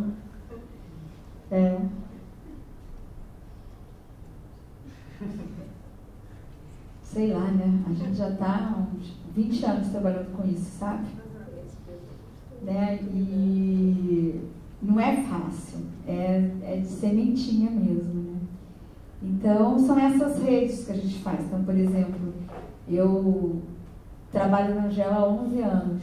Antes de eu trabalhar na Angel, eu, na verdade, conheci esse movimento dos artistas com deficiência a nível municipal, estadual e nacional. E fiquei muito feliz quando eu cheguei na Angel e sabia que a Angel tinha uma ação nacional, municipal e estadual. Então, somam-se essas redes. E aí, essa divulgação é porque essas pessoas já vão se tornando nossos amigos. Eu digo que eu tenho uma fobia, entre várias neuroses e tudo mais. Eu sou uma fobidef. Eu não aguento mais não conviver com essas pessoas, sabe? Assim, eu não sei mais por que a gente não... Quer dizer, eu sei por quê, né? Mas, tipo assim, é importante que a gente passe a ter essas convivências culturais. Raramente um desses meus amigos quer ir para alguma atividade cultural comigo. Eles querem ir para outras atividades culturais. Então, na verdade, a minha divulgação desse trabalho é mostrando esse material para as outras companhias de dança, para as outras companhias de teatro, para os outros municípios, para as outras pessoas que trabalham com as pessoas com deficiência. Então, mas a gente está num momento que a rede, ela se desfez, então está todo mundo na sua caixinha fazendo o seu. Né? Então são várias redes que se conectam, tudo virtualmente, e a gente está muito sem contato físico, de convivência mesmo. Né? Então, por exemplo, quando a gente tem oportunidade de ir para um evento de Natal, a gente conecta quem são os nossos amigos de Natal e daí a gente conta o que cada um está fazendo. Então está muito mais troca de experiências do que a gente se reunindo para fortalecer as ações que nós estamos fazendo. Né? Então, a divulgação ela está se dando sempre para nós mesmos. Então, a gente manda lá correspondência para os nossos amigos do INES, os nossos amigos do IBC, os nossos amigos, entendeu, do Saara, e a gente vai, a companhia tal, e as pessoas estão ficando isoladas. Elas não estão, a gente não está conseguindo ainda fazer uma transversalidade das pessoas. Tá? Eu sinto assim, que está todo mundo no seu canto. Né? Porque ainda essa convivência, ela ainda não está aprazível, ela não está na esfera natural. Por exemplo, o Centro Coreográfico. O Centro Coreográfico, a gente brigou muito na época com a Regina Miranda, com a própria Rosângela Bernabé, com a Angel, com a Dalau, na época, que só iam abrir o Centro Coreográfico do Banco do Brasil, o Centro Coreográfico, se ele de fato tivesse acessibilidade arquitetônica. E não sei se vocês se lembram, a Regina demorou quase uns 2, 3 anos para fazer aquela obra, porque ela chegava lá e não tinham as rampas. E ela dizia, eu tenho compromisso com essa moçada, eu não posso fazer isso. E, na verdade, a classe artística não conseguia entender um dos motivos por que demorou para abrir. Mas ela dizia claro e bom tom para a Albertina, para o Arte Sem Barreiras, para a Angel, para a Rosângela Bernabé, que estava acompanhando as obras. Né? E foi a primeira vez que a gente conquistou um teatro com acessibilidade para os artistas no Rio de Janeiro. Porque se você for ver, os teatros têm desnível do camarim para o palco. Né? E a Pulsar também, quando ela vai dançar nesses teatros, a gente colabora muito com as obras arquitetônicas. Então, por exemplo, essas são as pequenas conquistas. Então, o Centro Coreográfico é um equipamento completamente acessível, né? Fora o último apartamento lá de cima, que não tem, né? E os lofts, assim, completamente, é porque a dimensão de 100% tem que diminuir um pouco, né? 80%, digamos assim, né? Mas como é difícil levar para lá também pessoas com deficiência para estar praticando. Porque é isso, a gente tem que começar a fazer o inverso. Né? A gente não pode acreditar que eles só vão sair em grupos. Eles têm que ter desejo individualmente de levar seus familiares, de levar seus amigos, seus namorados. Então, é uma conquista. A gente divulga para os mesmos grupos seus que você divulga as suas questões e fica tudo muito grupado, muito fechado. Não se esparrama, né? Mais alguém? Podemos ir para a experiência prática? Então, vamos passar ao próximo slide? Moira. Porque, indo para a questão da arte, outros setores já veem essa como um mercado, porque isso que a Andréia falou, que as pessoas com deficiência querem levar os seus familiares, escolher os seus programas. Tem já no ramo do turismo, por exemplo, já pensado para isso, né? Igual tem turismo para idoso, turismo para enfim, pensando em públicos, vendo a possibilidade de mercado mesmo, a possibilidade de ganhos materiais, né? Tem uma cidade no interior de São Paulo que chama Socorro, que era uma cidade pequena, que não tinha, era têxtil, tinha uma indústria têxtil, e eles investiram no turismo de aventura adaptado. E eu conheci o cara, o dono do hotel, que é todo adaptado para receber qualquer tipo de turista. Ele falou, não, que a pessoa com deficiência não vem sozinho viajar. Ele vai trazer pai, mãe, vai trazer... Então, ele viu isso como uma possibilidade de mercadológica mesmo, né? De ganhar dinheiro com isso. E eu queria chamar a atenção para uma das perguntas que foi feita sobre a questão de adaptar o espetáculo, né? Que o rapaz perguntou se conhecia alguma companhia e que a gente está falando não é de adaptar o espetáculo. A gente adapta os espaços físicos, né? Que precisa mesmo de adaptações físicas e espaciais. O que a gente está falando é de ir além disso, é daquelas perguntas que a Andréia colocou no início, de o que a gente quer? A gente quer que público a gente quer comunicar? A gente quer criar para esse público? Então, a gente está falando de pensar na concepção, né, da criação do que você quer fazer, não de adaptar a obra, que não é isso que a gente quer. Então, ó, a gente vai fazer esse primeiro exercício prático aqui que eu preparei para vocês. A gente vai ver, ouvir, sentir, perceber, cada um vai dar seu jeito, porque a gente vai começar de olhos fechados, todo mundo, quem na verdade colar e abrir os olhos não vai viver a experiência, mas eu vou deixar por livre-arbítrio, para fechar os olhos. A gente vai, então, primeiro a gente vai fazer assim, a gente vai estar fazendo a fruição do Giradança, né, de Natal. Então, a dinâmica vai ser assim, a gente vai fechar os olhos e aí a gente vai ouvir o que está acontecendo. Daí a gente vai parar, conversar sobre o que a gente percebeu. Aí a gente vai repetir a cena e deixar os olhos abertos, tá? Então, é aquela primeira minutagem.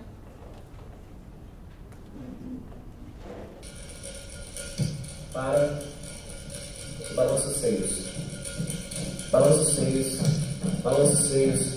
Balança os seios. Balança os seios. Balança os seios. Balança os seios. Balança os seios. Balança os seios. Balança os seios. Para. Aproxima do cilindro, balança os dedos rapidamente, peito o corpo para trás, parece que vai cair para trás, retoma, esfrega as mãos nos ombros, esfrega as mãos nos ombros, com as pernas flexionadas, esfrega as mãos nos ombros, bate atrás do cilindro, bate atrás do cilindro, bate atrás do cilindro, bate atrás do cilindro, bate atrás do cilindro, bate atrás do cilindro. Bate atrás do cilindro. Agora os braços pesam e bate na perna. Os braços pesam e bate na perna. Pesa e bate na perna. Pesa e bate na perna. Pesa e bate na perna. Levanta os cotovelos e avança para frente. Levanta os cotovelos, faz minha ponta e avança para frente. Agora ela parece querer tirar algo das suas laterais. Ela limpa os seus laterais. Esse movimento aumenta. Ela limpa as suas laterais. Limpa.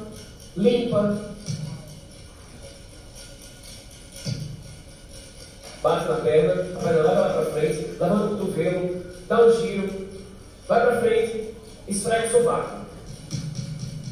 Esfrega o sovaco, esfrega o sovaco, esfrega o sovaco, abre as pernas dos braços, bate uma na outra, bate uma na outra, bate uma na outra, bate uma na outra, bate uma na outra, bate uma na outra, bate uma na outra, bate uma na outra, bate uma na outra, bate uma na outra, bate uma na outra, esfrega o cilindro, esfrega mais uma vez, passa a mão no quadril, leva mais para o lateral, bate na parte da coxa, bate na parte da coxa, bate na parte da coxa, bate na parte da coxa, esfrega o cilindro mais uma vez, faz a contração, vai para frente, vai para trás, corre para frente, abre as pernas dos braços, bate a mão na outra, bate a mão na outra, bate a mão na outra, bate a mão na outra, bate a mão na outra, bate a mão na outra, bate a mão na outra.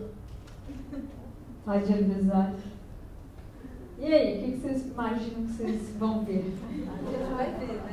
Depois, eu quero ouvir. O que passou pela cabeça de vocês? O que aconteceu ali? Tem gente no palco, não tem gente no palco? É 1, é 2, é 3, é 10? Dirigiu uma pessoa que vê?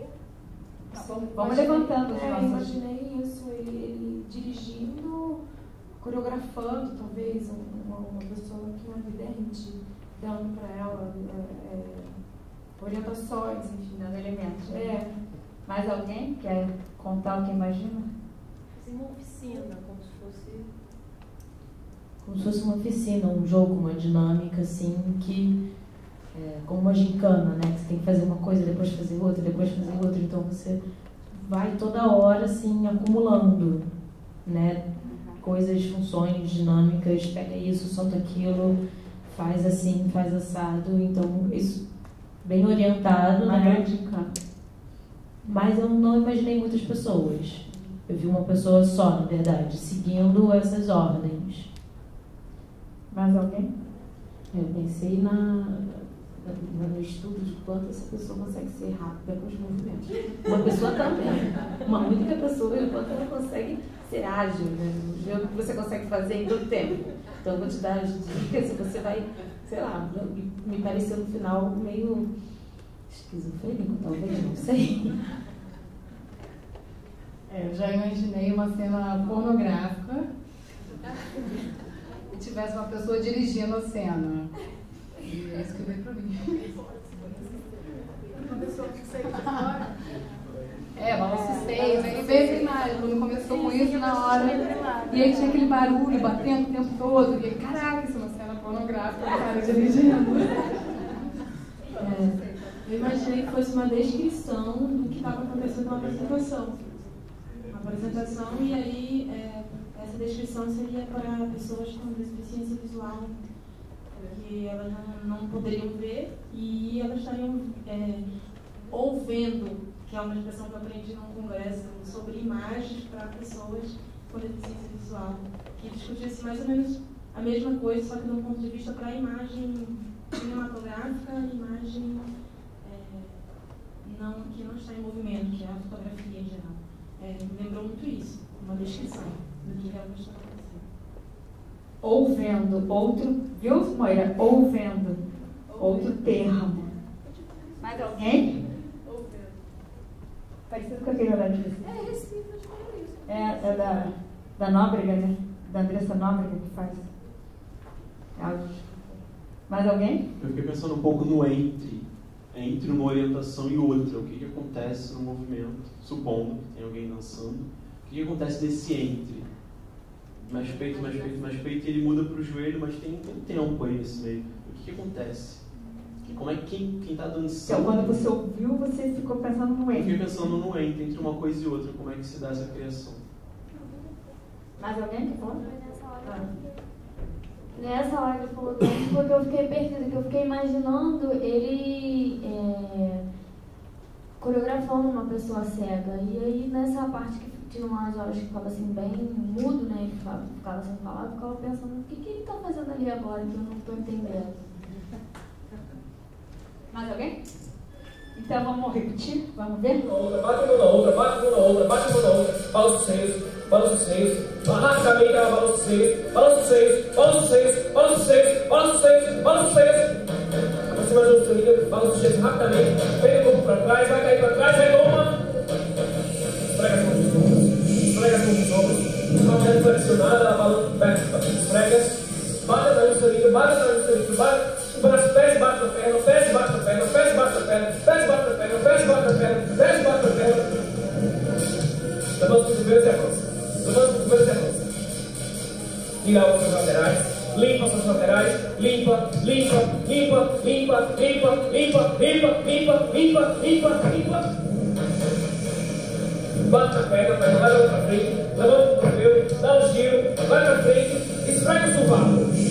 Esfrega o sovaco, vem pra trás, esfrega o sovaco, abre a perna dos braços, bate uma na outra, bate uma na outra, bate uma na outra, bate uma na outra, bate uma na outra, bate uma na outra, bate uma na outra, bate uma na outra, esfrega o cilindro, passa as mãos no quadril, leva para a lateral, bate na parte da coxa, bate na parte da coxa, bate na parte da coxa, bate na parte da coxa, esfrega o cilindro, leva para frente, vai para trás, corre para frente, abre as pernas dos braços, bate uma na outra, bate uma na outra, bate uma na outra, bate uma na outra, bate uma na outra, bate uma na outra, bate uma na outra, balança os seios, deixa eu balança os seios, balança os seios, balança os seios.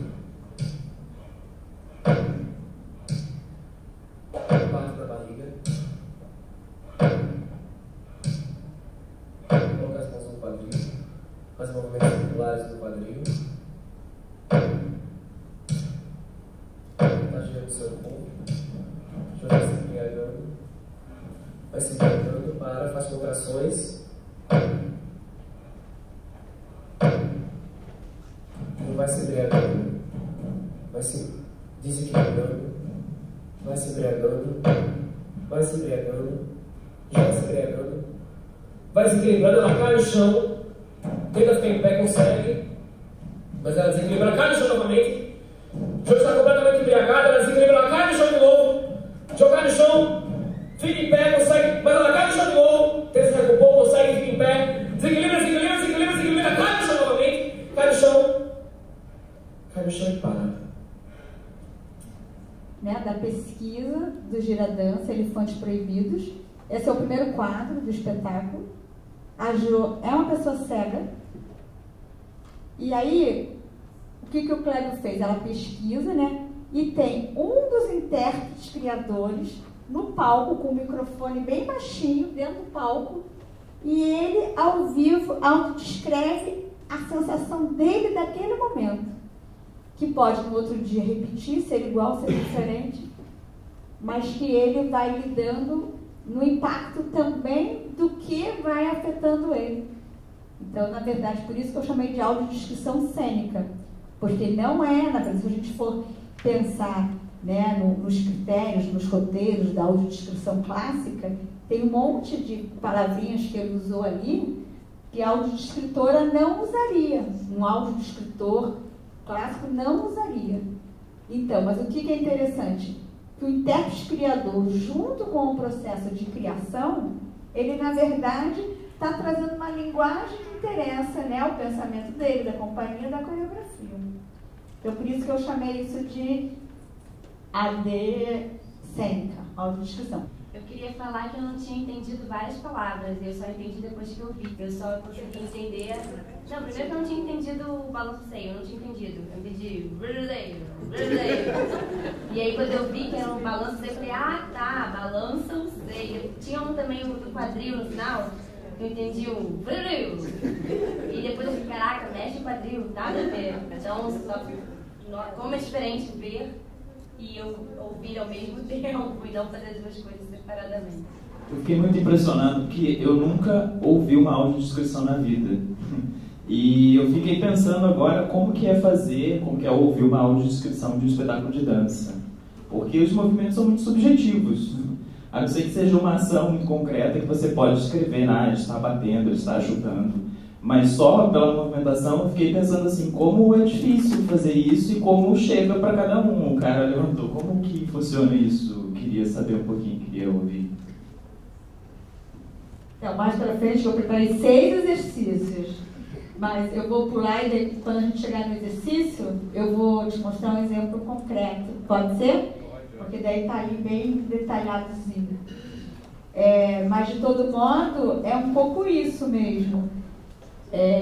A audiodescrição, para a gente, como diz a Moira, gostei muito quando a Moira falou, que a gente está pensando de um jeito e a gente, na verdade, está tendo que entender que ela é feita de outro jeito, né?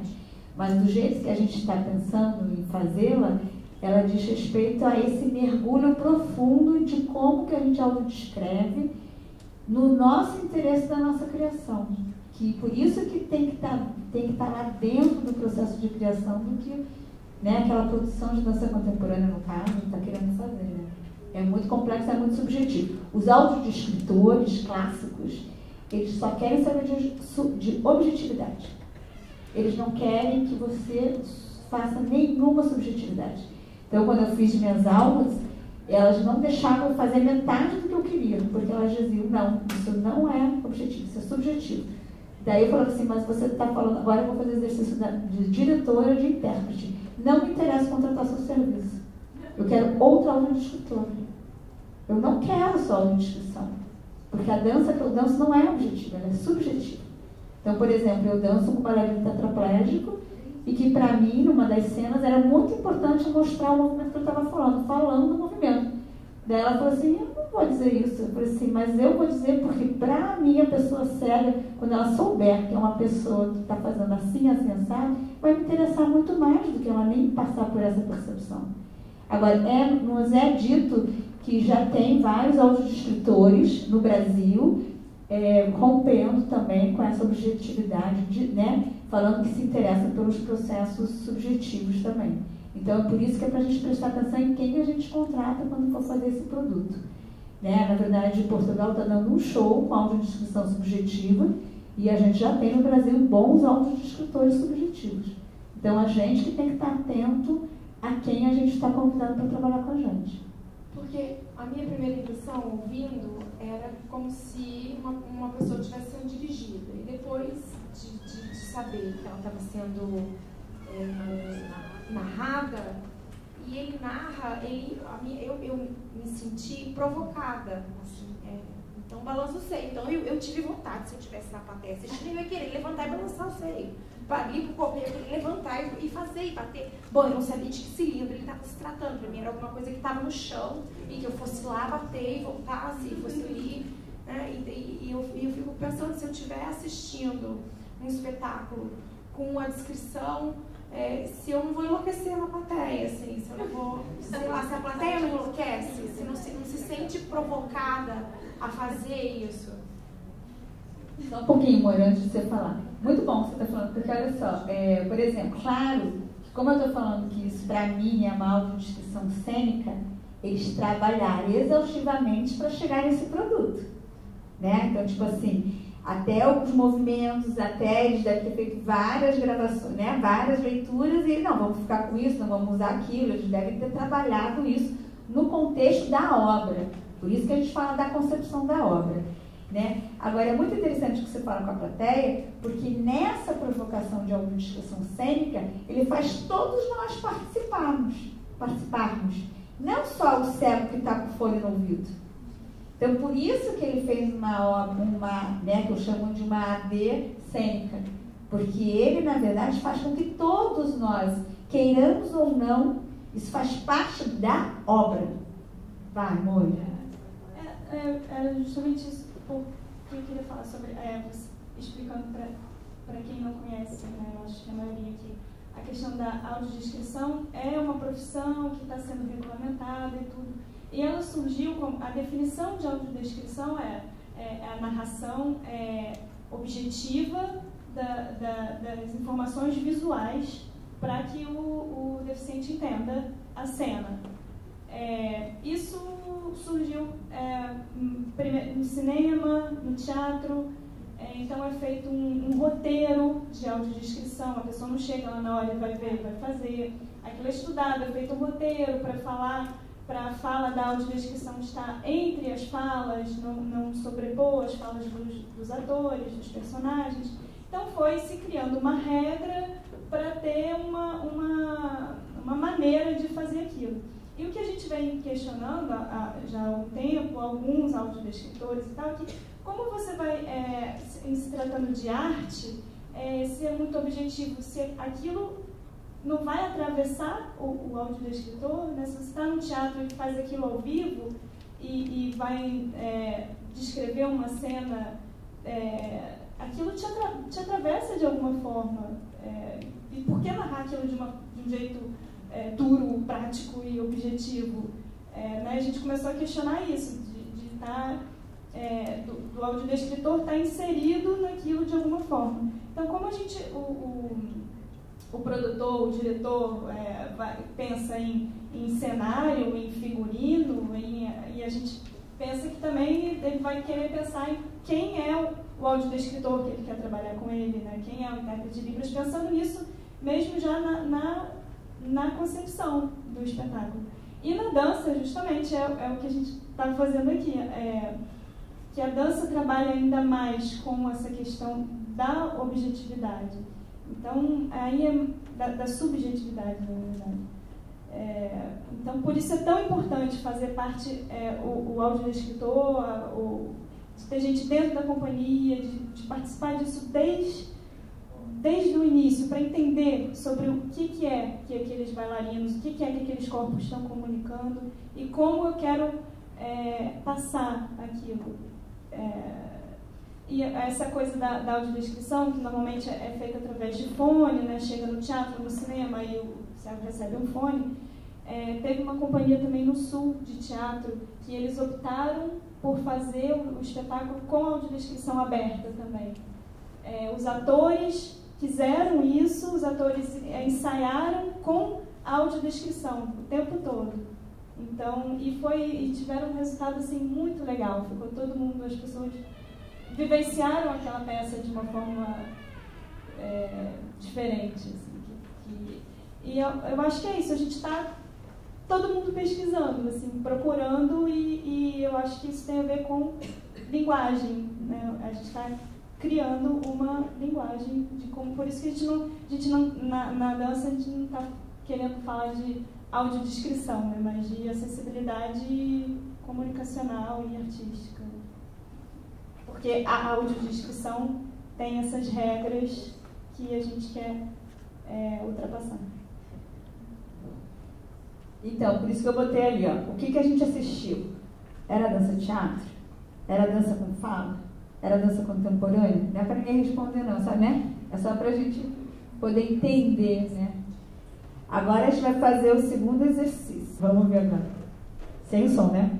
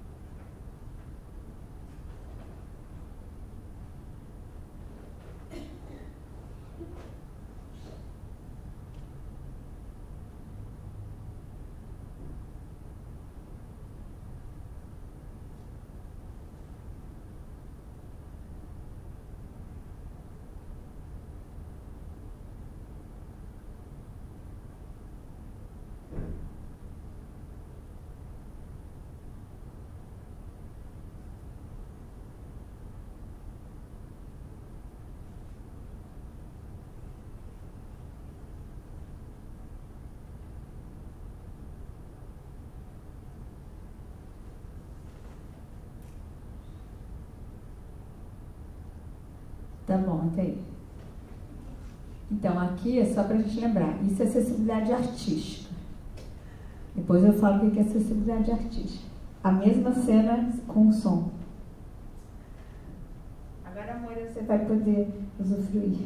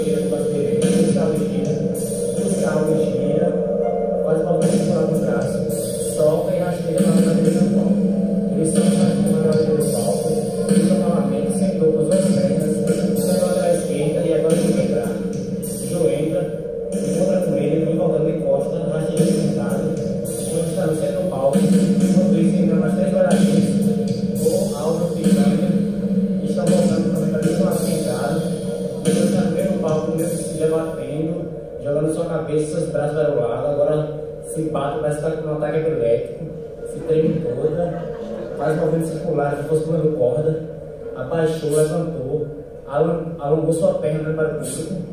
Enquanto isso, entra a Rosiane Álvaro, de 4 pés. Tá bom. Então, alguém quer falar antes de eu falar um negócio? Vou falar um negócio antes.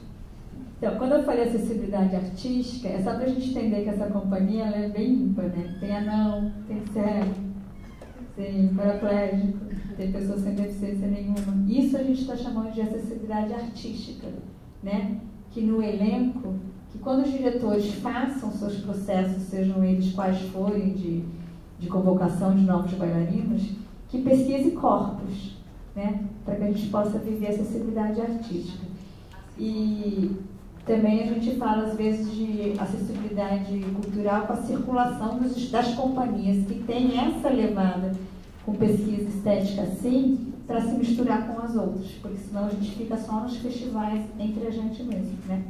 Uma coisa que eu não tinha falado anterior, não sei se vocês repararam, quando estava a moça no cilindro, que tinha umas bailarinas que ficavam em torno do palco, né? É porque ela é cega, então na verdade era para tentar dar um limite corporal, que também participava da questão cênica dessa cena. E protege ela também, né? E para proteger ela, justamente. Mas aí ele criou isso como se fosse uma cena, né? Mas é porque ninguém sabe que ela é cega, né? Aí eu que estou revelando para vocês. Mas na verdade era mais para isso. Alguém quer comentar alguma impressão sobre isso? Eu acho engraçado pensar essa aula de descrição, que para mim também é uma coisa nova, também nunca tinha visto, nunca tinha ouvido. E porque é uma construção de uma, pelo menos a impressão que me fica, é uma construção de uma outra obra de arte. E é uma obra de arte que pode ser completamente diferente. E quando você fala na aula de descrição com esse caráter objetivo, para mim morre um pouco. Ver sem o som foi uma experiência. Quando a aula de descrição eu já fiquei meio... não... Me foi muito objetivo essa aula de descrição. E aquilo que eu vi, essas diferenças inclusivas que ele traz na obra dele, é de total diferença para quem está vendo. Mas para quem está ouvindo, isso não fica tão perceptível. Então, é importante saber que tem um anão na companhia, é importante saber que tem pessoas cegas, deficientes físicos.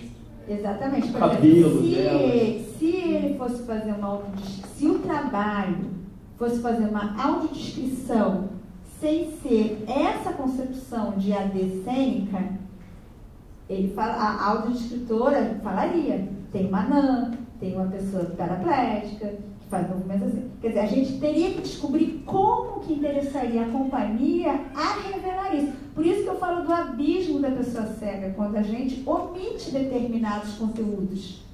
Então é um pouco disso que a gente está problematizando, né? O que nos interessa nessa fruição estética? Aproximar o quê?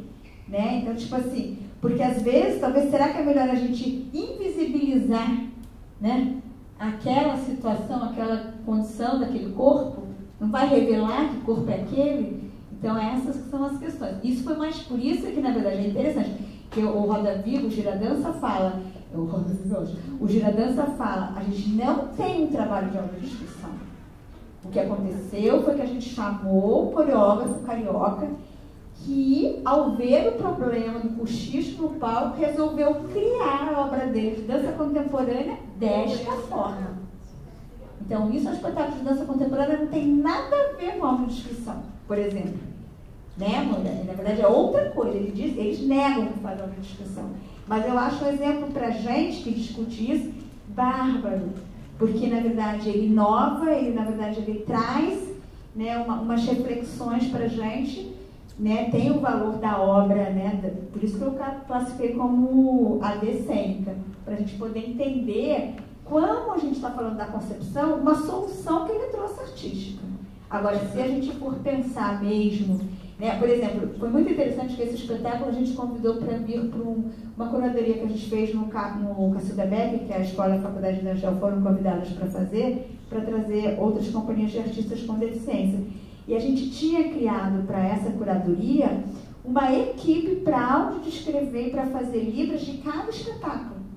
Aí eu fiquei imaginando, imagina como é que seria quando a gente juntasse, né, Moira, com essa galera. A Moira estava na equipe com a gente. Imagina, como a gente ia ter que, na verdade, descobrir com o Clébio, com a equipe, se eles iam permitir que a gente fizesse uma audiodescrição clássica ou semiclássica, né, Moira?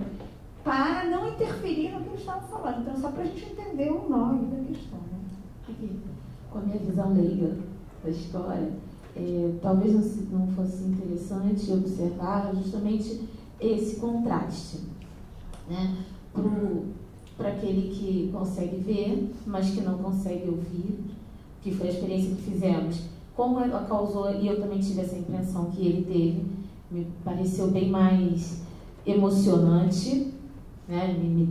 Me causou uma melhor impressão do que com a autodescrição. Talvez a pessoa que não viu e que só ouviu, talvez ela também não tenha sentido uma emoção. Ela deve ter pensado, poxa, não existe isso, e deve estar meio confuso, né? Talvez esse conflito é que seja uma boa ideia de pesquisa e de criação, porque fazer com que aquele que não tem determinada deficiência perceba o que o outro não consegue, né? E fazer com que ele perceba o que o outro que vê ou que escuta, sei lá, né, consegue perceber. Então acho que isso talvez tenha sido uma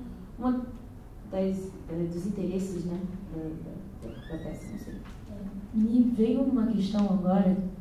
Eu fiz pedagogia e fiz Libras, né, na faculdade, e a gente teve muito essa discussão, né, de como você traduz. Inclusive, assim, eu fiz um trabalho de tradução de uma história, então na verdade não era uma tradução, você estava contando aquela história de um outro jeito, porque você mistura a cena, né, no sentido de indicar que aqui tem um anel, mas você não está falando em libras que aqui tem um anel, né? Assim, são elementos visuais que estão compondo aquilo e você está passando aquela comunicação. E o fato isso de falar ou não, né, se às vezes me dá uma impressão de você não querer esconder, mas assim, falar assim, não, incluir é eu falar que não existe diferença, que nós somos iguais. Não, existem diferenças. E eu acho que isso não deve ser apagado, mas a gente não tem que... não, então você não vai participar por causa disso. Né? Eu acho que é como se lida. E eu vejo frequentemente na educação meio isso, você não pode falar que é uma criança Down. Não, você tem que falar que é uma criança Down, mas acho que você tem que entender qual é a especificidade daquilo, porque senão você apaga, né? A negação. Isso é muito brutal, né? Tem pessoas que têm necessidade de negar, né?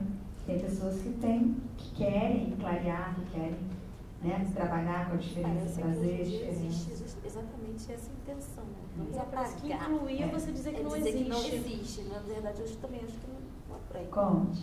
Olá, eu sou Hércules. E, assim, eu fiquei impressionado pela cena, né? Assim, pelo resultado artístico que eu vi.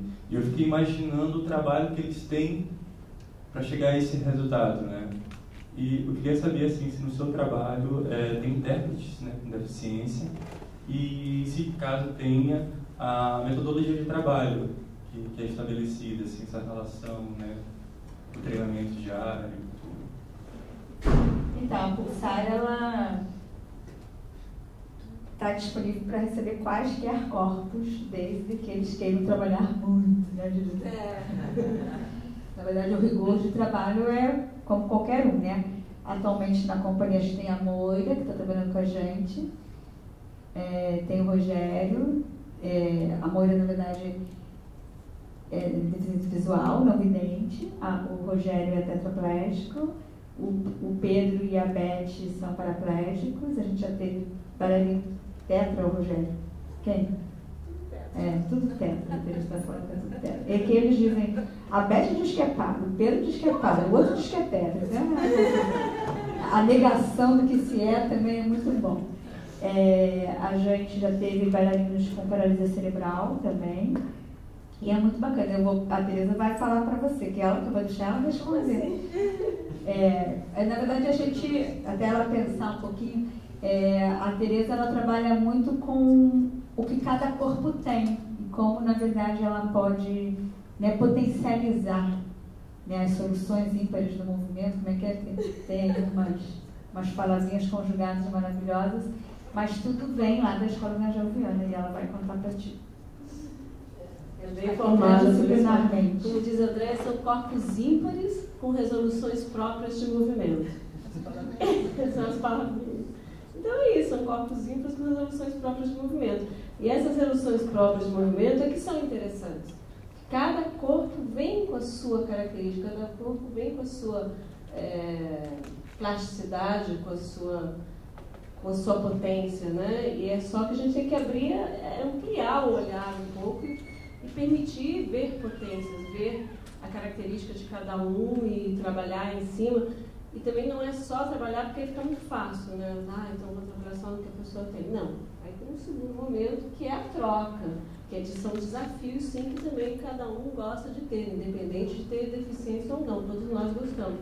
Então é mais uma ideia de troca, de conhecer, de perceber o corpo do outro, de se perceber, de construir em cima do que se tem, em primeiro momento, para depois você ir desenvolvendo outras possibilidades com outros corpos, da maneira que for possível, né? É sempre do que existe. A gente não vai criar nada que não esteja ali, que não seja possível, e dali você vai criar outras soluções, outros mecanismos, outras linguagens. Né?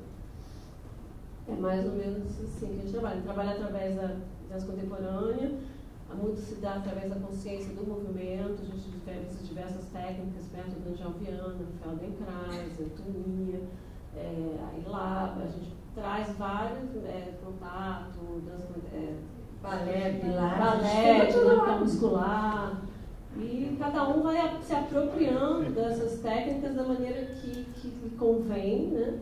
A gente tinha a Renata, por exemplo, que é paralisia cerebral, ela ia assistir, ela adorava assistir aula de balé. E ela ficava lá fazendo dentro da cozinha. Ela já se adapta, é incrível, porque vai criando esse lugar de autonomia, de potência. Ela já chegava e já percebia onde interessava ela aprender alguma coisa daquela aula, né? Se era só a posição de cabeça, se era só o braço. E era incrível que depois, no final da aula, ela saía com toda a extensão dela muito mais elaborada e trabalhada. E ela ficava lá do lado do professor, não ficava lá junto. Então, mas a gente acredita, não, deixa a Renata, ela vai ter um lugar dela, ela vai descobrir, porque ela vai descobrir mais do que eu. Que a Renata faça assim, porque era um pouco muito, para você imaginar, para o balé, né? E era incrível, né? E o dia que a gente botou essa sapatilha de ponta nela, era incrível, porque só a coisa de estender, ela tinha um pé firme, e a ponta faz isso, ela trabalha a extensão, na verdade. E para todo mundo é bom trabalhar a extensão, né? A gente vive em pé na verticalidade, né? Então tem jeito. Ou na cadeira, se trabalhar como for, só para levantar uma cabeça, só para olhar. Então, gente, são muitas possibilidades. Existem sempre possibilidades. E é isso que a gente faz. Pesquisar, criar. Deu certo, não deu, volta. Por isso que tem um trabalho, né? Não, e o bacana tipo assim, eu, que na verdade, como diz a Angel Viana, não tenho deficiência visível, né? Ela diz assim pra gente, vocês que não têm deficiência visível, para mim, é a minha escolha estética dos meus 15 últimos anos. Né? Eu, na verdade, danço há 40 anos, dancei várias coisas. Eu quis escolher dançar com esses outros corpos, né? E é muito interessante, porque quando eu estou lá na companhia, a investigação das novas possibilidades, dos corpos despadronizados, né? Os outros caminhos. Então, nós que realmente somos os tais dos não ditos com deficiência, eu acho que a gente tem um ganho incrível também. A gente, na verdade, está junto para poder contribuir com o acesso, digamos, ao trabalho e a possibilidade da construção, mas a gente também vive uma investigação muito profunda na gente, porque a Tereza aproveita muito os movimentos, tanto os deles quanto os nossos, né, se a gente pode separar assim, esses corpos, e a gente tem que se reproduzir nos movimentos semelhantes. E o que eu acho que é uma das coisas bem importantes da contribuição que a companhia faz é que a unidade entre pessoas com e sem deficiência trazem para uma qualidade artística diferente de quando são só pessoas com deficiência. Então isso foi uma grande novidade que os artistas brasileiros trouxeram, é a mistura, né? É trabalhar junto. Não sei se a Camila quer falar alguma coisa, a Camila também é bailarina lá da companhia sobre essa experiência. Quer, Camila? Eu queria só falar que essa discussão toda que a gente está tendo, a minha pegada não é muito a discussão que você traz, né? Mas pensar que essa discussão é uma revolução estética. Ela propõe essa revolução estética. E é uma fresta que abre, né? Que muda os modos de percepção e de fazer arte. Então, eu acho que é uma potência incrível para mudar o que vem sendo feito de forma estética. E trabalhar essa diversidade de corpos é isso, é despadronizar.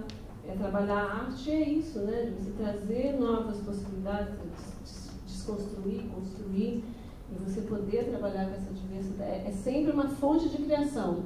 A diferença, na verdade, eu via muito mais como uma fonte de criação, uma possibilidade de criar, do que limitação, de certa forma.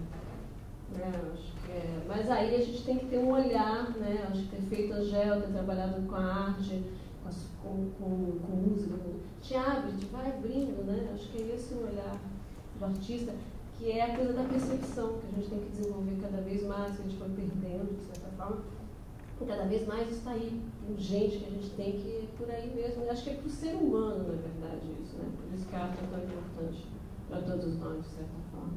Então, como é inevitável não falar de acessibilidade artística, mas o assunto é acessibilidade comunicacional, né? Mas é inevitável, a gente não tem como não viver isso tudo e, né, por isso que eu quis trazer o Giradança para mostrar esses corpos todos, para a gente poder ver mesmo como é que isso implica, né, na gente falando assim. Eu queria só ressaltar essa situação do despadronizar. O quanto a arte já em si ela tem essa vanguarda de despadronizar muito mais rapidamente do que o sistema educacional. Despadronizar dentro do sistema educacional é uma ousadia que atualmente, apesar de estar escrito na lei, parte de cada professor. Porque você fazer uma disciplina que dure 4 meses não vai deixar você preparado. Né? Às vezes é uma disciplina que chama Corpo e Movimento, ou uma disciplina que vai falar diferenças mas você vai ter que buscar ao longo da vida como que você vai aprofundando essa visão, essa percepção, saindo do âmbito do dado, né, ousar mais. Né? Então a arte, exercitar a arte capacita para isso.